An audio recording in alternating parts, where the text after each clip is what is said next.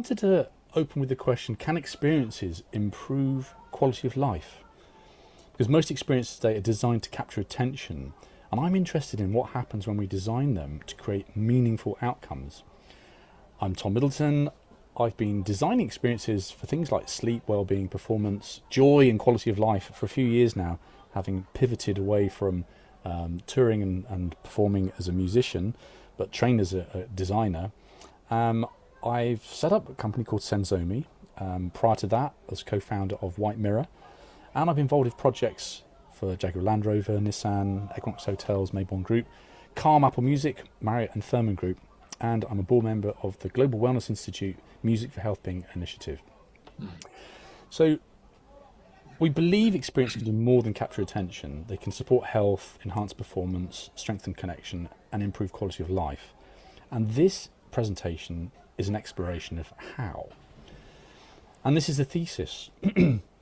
If experiences can support health, and what is the background to this? So if we look at functional experiences, there's possibly a new category of experience here. And this rise of functional experiences is the convergence of technological capability and human challenges or necessity.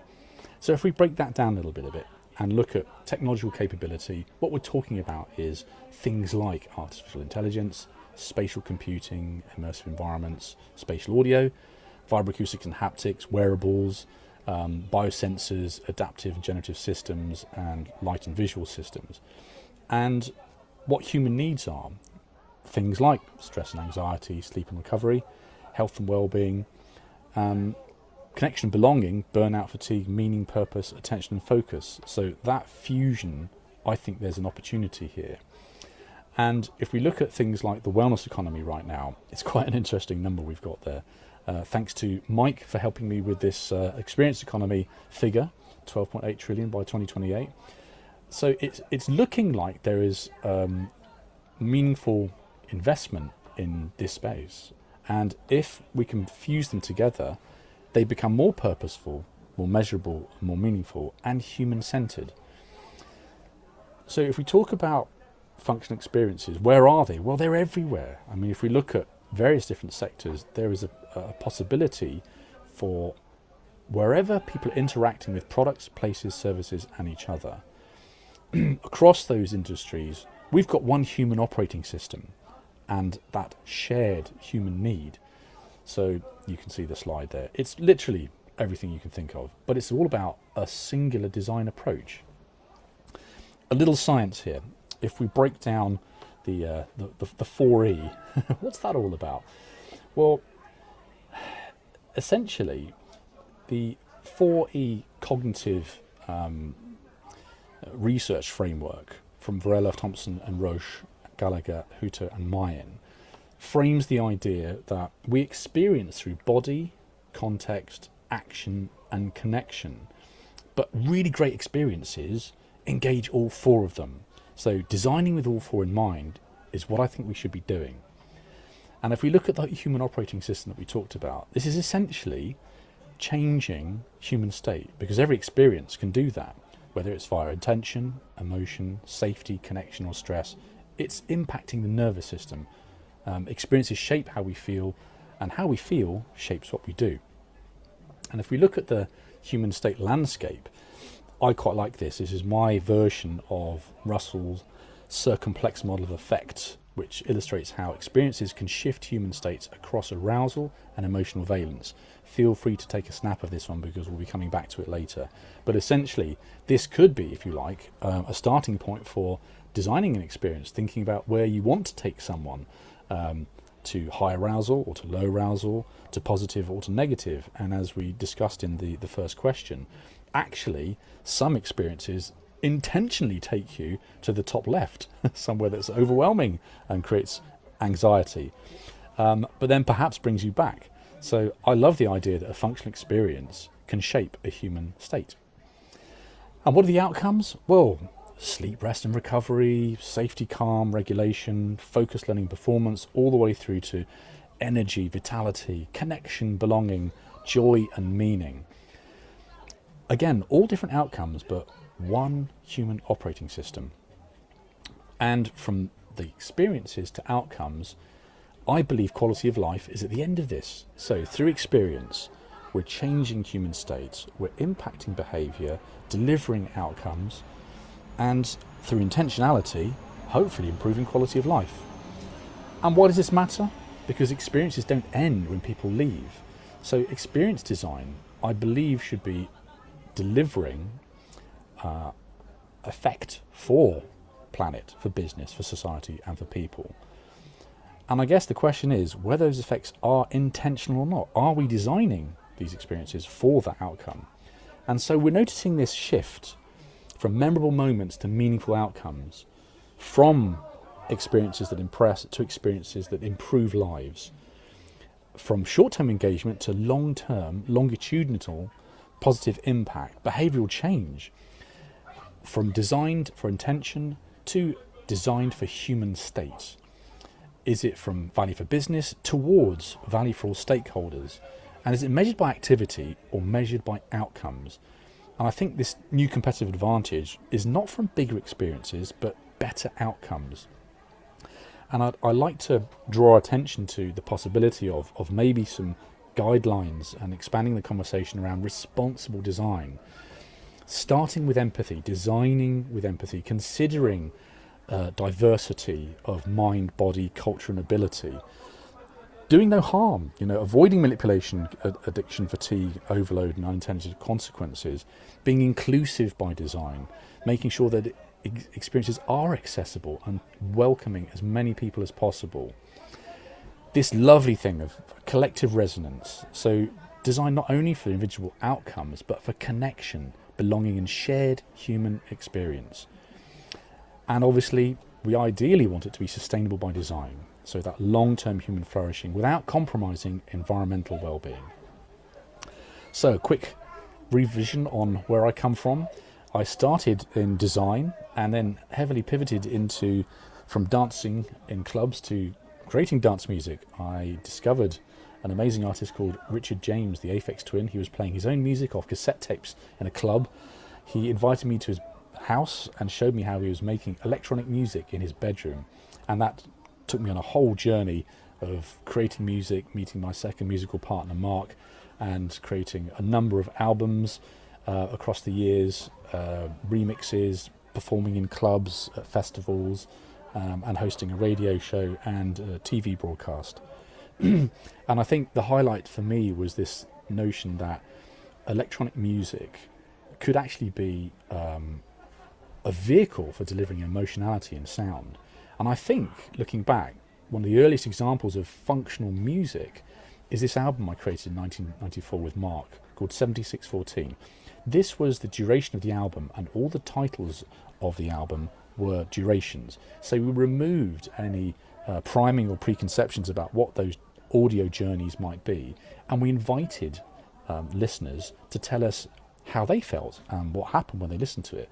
And we were inundated with extraordinary feedback, art, poetry, and then use cases. It was being used for counselling sessions, so in trauma processing. It was being used for an audio analgesic solution for birthing.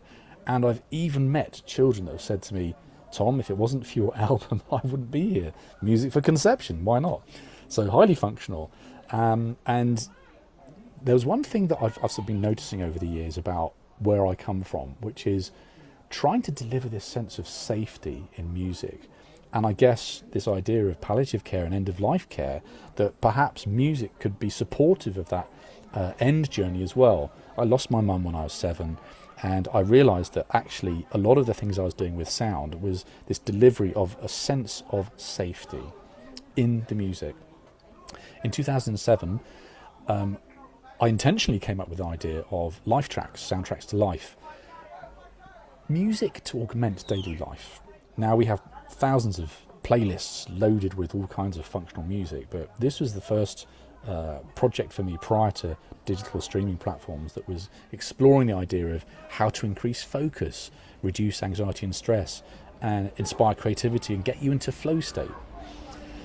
I've been touring and playing to millions around the planet. This is a snapshot from, I suppose, the end of that phase of my world. And I hard pivoted, having burnt out from touring, and started looking at the music that I was making in the early 90s, which was helping people to relax. What was happening in that music that I could be able to use to help people? So I thought, what if we create a phygital exploration into sleep music, or pre-sleep music? So it's a soundscape for the hour before bed. It activates parasympathetic nervous system response using entrainment and lower than resting heart rate pulses. It's very kind, it's very supportive, it's got that kind of lullaby sort of feel to it. And I also wanted to use the phone in a non-Black Mirror way, as in tech for good, using the device in a useful way. So I baked in a system where the screen would only use red-orange wavelengths of light, which doesn't interfere with melatonin secretion. So over the course of this hour, the screen gradually pulses and glows like embers on a fire and switches itself off automatically. The music fades down to silence, so you don't even have to get up and turn it off. For the Calm app, I've really enjoyed working with Calm over the years, because the data that they've been very generous in sharing has really helped me to sort of galvanize my thesis on what's working in terms of music to modulate the nervous system. So I jokingly say that, having kept millions of people up all night dancing in the early 90s, my redemption is now that I sleep with millions of people every night and help them to sleep. For Apple Music Platoon, we commissioned a white paper with Paul Uman in the middle there, from the Spatial Sound Institute. And it was to unpack the power of presence, which I think is still an untapped resource for creating immersive experiences, particularly just under headphones. This white paper essentially breaks down what happens when you listen to sound objects that are as authentic to real life as possible. You stop thinking about the past and the future. You become present and grounded in the moment, which is the key to all mindfulness practices. So therefore, if you can deliver greater presence through your audio sensory experience, you've got people where you want them to receive, and let's say the potency of your experience is amplified at that point. So that was spatial sleep music. I also explored another avenue of spatial focus music as well, which was more about keeping the heart rate in a position just above that sort of rest and sort of digest mode, but not so intense as to get you dancing in your seat. For Moon Eye, it was understanding the idea of a potential audio analgesic, a pain mitigation and solution that perhaps would use sound through distraction to help get through period pain. One of the first, I believe, femtech products of its time. For Breathonics, it was looking at guided breathwork music, which integrated vocal breathwork techniques alongside and paired with contemporary music. So imagine breathing to hip hop, house music, techno, drum and bass, and everything else. And we found this was a very, very useful way of increasing the accessibility to what we found in the wellness space, that often, sadly, this sort of wellness world is not able to be translated to everyone. So I think contemporary music is a great vehicle for that. If we jump into the senses now, predominantly I'm working in sound audition, but I've found that over the years I've started to explore more of the other senses. So sight, vision, light, visuals has become more integral to my work. Even more recently, gustation, so taste, and olfaction, and I'll get along with a project in a minute, and we can tell you all about that. Touch, somatosensation, haptics and vibroacoustics is a big deal, and I'm quite interested in thermoception actually. Temperature is a very, very interesting one, and equilibrioception and proprioception. You know, the mechanoreceptors in the body are very, very interesting to explore as tools for delivering experiences. So at Sensomi, I tend to work in these four areas here. So sound, touch and vibration, light and visuals, and olfactory scent experience. I work with a number of academic partners because I think the research lab is very essential to being able to test a hypothesis in a quite lean way. If we go through academia, it can take years and cost 5 figures, whereas a smaller lab setup, we can very quickly start to test, iterate and refine. So things like brain activity, heart rate, emotional arousal, breathing patterns are quite accessible ways right now to quickly get some kind of statistical significance. So that's Chico with an EEG headset, and that's a Sensate pebble around the lady's neck. And for Sensate, who are a startup that utilise both sound and haptic vibration, the pebble delivers vagus nerve stimulation. We were able to quickly show if that was working or not. So let's have a look at some more functional experiences in action. This upcoming tennis player, I think he might have some future ahead of him. It's called Novak Djokovic. This is the Regenesis pod, a partnership with himself and a company in Bali who've been exploring multi-sensorial journeys in this glorious looking pod here. And when I was at White Mirror, we were tasked with scripting the sensory journeys, looking at ways where we could integrate and create sensorial congruence through the journey of restoration, recovery, regeneration, deep relaxation through light, flicker light, sound, vibration, even scent. And for the 15-ton sound bath, which is a more recent experience I've been involved with, that's still running in Washington, D.C. at the moment. I think it's got another 3 or 4 weeks left. It's been extended. Very, very proud of that one. A collaboration with Jorge Badamo, a genius that's created this phenomenal structure called the Fluffy Cloud, which is a 200,000 watt sound system enshrouded in a cloud-like fabric with an LED kind of screen built into it. And the idea for this was to actually work with all 5 senses and create an experience that was backed by MIT, Harvard and NASA science. And we unpacked all kinds of things, and this was one of the most fun projects I've been involved in a long time. Jorge had this idea of starting the session with L-theanine and a shot of kava to promote relaxation and boost mood, which is a very interesting onboarding suggestion. And I delved deep into olfactory science, and only using what I could find that was essentially real leverageable science in relation to what oils do things. We know that lavender has a significant amount of research to support it, but these others I wasn't as clear about, and surprisingly they all have some very interesting research to support them. So I had fun blending my own proprietary 15-ton sound bath scent for diffusion. More recently, Time Echoes at the Polygon Portal on Dean Street in London has been my project that was a direct evolution of basically creating an experience where you're losing that proprioception. You're in a zero-G chair, you're reclining, and you're immersed in sound. It's a 360-degree experience, taking you on a journey from the dawn of creation, sonifying NASA data, hearing the invisible and the unheard, the sound of the sun, the sound of the infrasonic sound of biophonic creatures, all sorts of levels of sound. For example, blue whales. Most people talk about this experience in terms of never having had an opportunity to dive with whales, and you'll get to hear that in this experience. Geophony, the sounds of the earth, elemental sounds, and also integrating things like gentle breathwork and mantra. So you're working with, in this case, about 3 senses. And the system and the environment itself, I think, has tremendous potential. This is a repurposed screening cinema in Dean Street in London.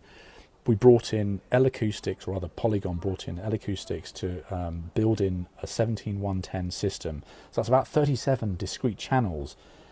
Me, kid in a sweet shop, I can now literally automate all these sound objects within the space and take people on a fully immersive journey. So the eye mask is on, you're reclining, and you're deep in the sound. Now, if you see at the far end there are actually these seats that are on the floor right next to a sub-bass stack. This is the second way you can experience it, by being next to the sub-bass, so you've got more of a vibroacoustic experience. And thrilled to say it's been getting fantastic reviews, and thanks to James, who's been talking about it a lot on the WXO channels. He loved it so much he came back a second time. He went first time with his family, then came back solo to experience it on the chair in front of the sub-bass system. So big thanks to James for sharing that. And this idea that a journey using sound as the main vehicle with your eyes shut, and particularly when you can sonify, has been really, really interesting. The feedback, I mean, we've had all kinds of remarks like cyberdelic, tripping without taking anything, trauma processing. Some people were crying. I mean, the profundity of taking you on a journey where initially I'm intentionally making you feel safe, and then taking you on this story of, if you like, where we come from. And there's a lovely quote in there, which is, "We're all made of star stuff," if anyone knows Carl Sagan, one of the legends. I just love that quote, and the fact that it kind of makes us ponder a little bit about our place. Can we be better planetary stewards? Can we identify some of these sounds we've never heard before, including ecosystems and creatures that are endangered? For Jaguar Land Rover, it was integrating sound and vibroacoustics to help with this problem of, driving under various different stressors. Let's say you're a bit stressed out and you're getting a bit of road rage. Well, delivering vibroacoustic technology along with a soundscape, you can neuromodulate the nervous system back into a parasympathetic state. Or do you need to invigorate and have more vigilance and, let's say, attention, focused attention, dialing up the nervous system through tested infrasonic frequencies? They're always gentle embodied and non-fatiguing, and they have to be within this specific range, and this is a collaboration with Coventry University. For Equinox Hotels, another canvas if you like, it was looking at the problem of jet lag and also first night syndrome. So a lot of guests, when they come to a hotel, they can't sleep because essentially you are wired for threats and dangers, and you're scanning using this auditory scene analysis what's going on. I mean, without earplugs, you basically don't have ear lids. So I created a suite of experiences, going back, if you like, to sleep better, and using the screen, which is in most hotel rooms, creating this orange ember-like glow. You breathe in and out along with a shape on the screen, and eventually the screen turns itself off. So very simply deploying and utilizing breathing patterns in a hotel room to help you sleep. So why was that? Well, if you think about people, place and purpose, I like the idea of the ROX. Can Equinox Hotels, with their Sleep Lab project, show actual guest satisfaction, loyalty, retention, reviews and revenue growth through investment? And I think this sort of experience design, where you're leveraging the senses, integrating behaviour, basing it on evidence. This was a partnership with Professor Matthew Walker, and looking at those outcomes. And I think business outcomes are a result of these sort of human outcomes. For the Mayborn Group, it was the sum total of all these senses in one. So this suite here was integrating soundscapes that are delivered in real time, generative. You've never heard them before and you'll never hear them again, but mapped to the journey that I was able to talk to all of the therapists and go through in minute detail and map out energy, mood, and intention, outcome, so that each one of those journeys had the absolute correct amount of up or down regulation for that specific journey. And in these rooms, they're even weaving in chromatological lighting, circadian friendly lighting, Neuroscience, and vibroacoustic tables. And the system that I built, which I call Jensen, with my development team, can pull in things like live data, environmental, biometric, guest, therapist, or motion. And what's so exciting about this real-time, infinite, generative soundscape, or even sound and visuals system, is that you can work with artists. So I'd say it's an artist-composer first platform. We're not training on anything. There's no need to do that. There's plenty of artists and composers that can support. So creating sonic elements that are unique to brand, pulling them together in real time, and then distributing them throughout a space. That could include vibration, aroma, light, or other therapeutic enhancements. And for one project in Switzerland, I worked out a way of separating the stream into 5 layers. So a typical problem in hotels is it's the same soundscape all the way through. So I thought, what if we remove the drums, the bass, the guitars, the melody and the harmony, and we just have a background layer at reception to improve communication and intelligibility there. And as we move through the space, it's still the same soundscape, but we start adding layers in. So in the lounge, we add harmony and melody, and then into the bar area, we start adding in rhythmic elements, bass and drums. So the energy is there and it pulls you through the space. And just to highlight a partnership from a project with Thurman Group Joseph Wund, with Marshmallow Laser Feast and the Love Triangle. I was sitting on the sidelines on this one. I was involved in a few bits of music, but I think this is an amazing achievement. So this space is in a giant urban bathhouse. These are lily pads that are vibroacoustic, and they take you on a compressed 24-hour journey in the Amazon to eventually get to experience the blossoming of the Queen of the Night, which only happens once a year. So you're time and space traveling, if you like. It's virtual tourism, but in a bathhouse. So it's humid in there. It's got vibroacoustics. It's got surround sound. I think these opportunities are very, very exciting right now. And another highlight project for the second follow-up with Marshmallow Laser Feast for the Thurman Group Joseph Fund is the Immersive Horizon Breathing Planet. And in this, the genius of just having mirrors on the floor and creating a hemispherical tunnel to breathe along with live environmental data. And finally, Pixel Artworks Room to Breathe, one of the biggest canvases outside of the Sphere in Las Vegas. It was a pleasure to be invited to help support on this one with testing and validating. So this experience, for those that aren't familiar with it, essentially you'd lay down, you'd be walking around the shopping district of London and suddenly see this room, and you were able to essentially learn a 4x4 breathwork technique by observing the expansion and contraction of the orb on the ceiling. What a lovely idea.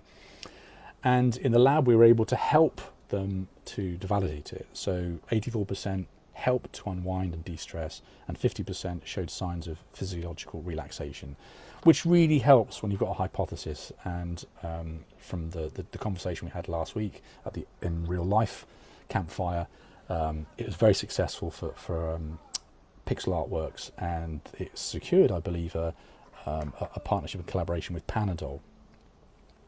So wrapping things up, I am pro-empathy. I think if we are kinder to understanding human beings, the planet, making sure that we're working with attention, creating safety, delivering meaning, building connection through emotion, I think the best experiences don't start with technology, they start with people.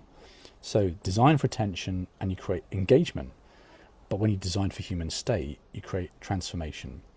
So what if every experience left people better than it found them? Healthier, calmer, more connected, more capable, more alive. Here's the design challenge. For decades we've been designing experiences to capture attention. So what if we design them to improve quality of life? Thank you so much. Thank you. Sorry, that giant pause was to help with editing and cutting the video later. But yeah, brilliant. Thanks so much, Tom. Hello, everyone again. So it's just so dense with information and ideas and